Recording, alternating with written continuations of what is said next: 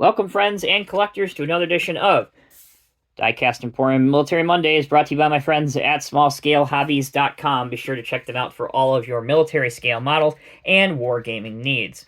The subject of today's video, well, you see it right in front of you. This is the M985 Patriot GMT, which stands for Guided Missile Transporter.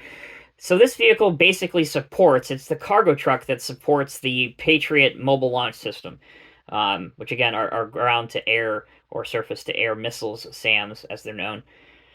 Part of our one crucial part of our country's defense against possible incoming threats via air. Now, this truck is based on the Oshkosh hemtt.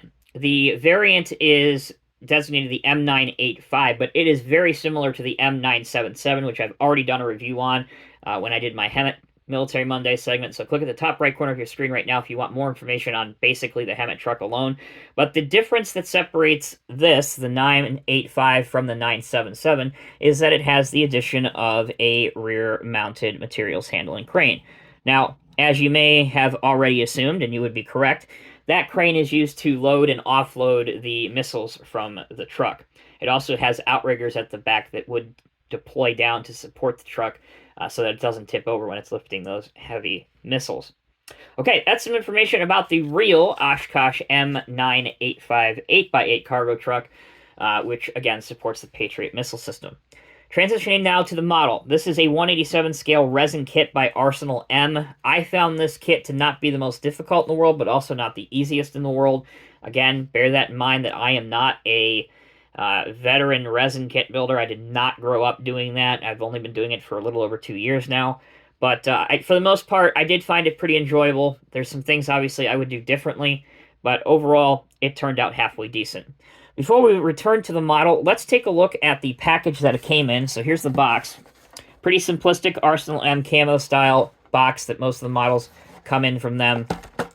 On the bottom, you can see the item number for this, which would be 114202091. You can pick this model up right now from smallscalehobbies.com. That's where I got mine from, and I paid $59.99, which is the retail price for this model. Transitioning now to the instructional sheet. This is my biggest complaint with any models along these lines. So here, this picture, they give you the model fully assembled. Next, it shows you all of the parts on the sprue, including the photo etch parts, which are included down here at the bottom. But there's no step-by-step process. So, for example, this is number 1, this is number 6, this is number 3, this is number 8. And it doesn't tell you, although the parts are numbered, it doesn't tell you, like, really where they go in some cases. And I ran into a lot of problems with that. So what I ended up doing, what I would encourage you to do, unless you are 100% familiar with every single mechanical or part that the real vehicle has and you know exactly where it goes, pull up some reference photos off of Google, which is exactly what I did, and it'll help you out greatly.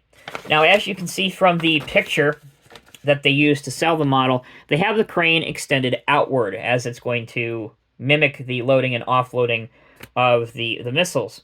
Here's my problem with that. You aren't provided accurate stabilizer legs, the outriggers, because they're always in the upright position.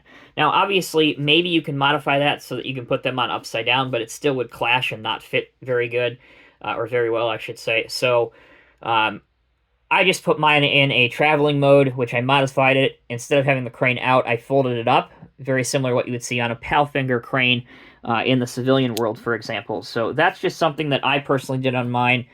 Again, I think it looks pretty decent. But you can build the crane, if you're using this in a diorama, you can at least build the crane with the boom out, but it's not going to be very realistic because of the limitations that the stabilizer system presents.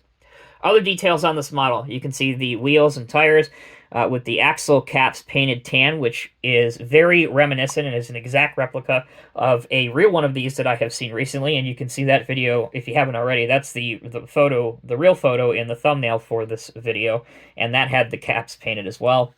Here's a spare tire that's included. You have mirrors on both sides. You have your additional bumper protection and armor on the bottom part of the cab, like you would see on a lot of the modern hemmts that are still in use today.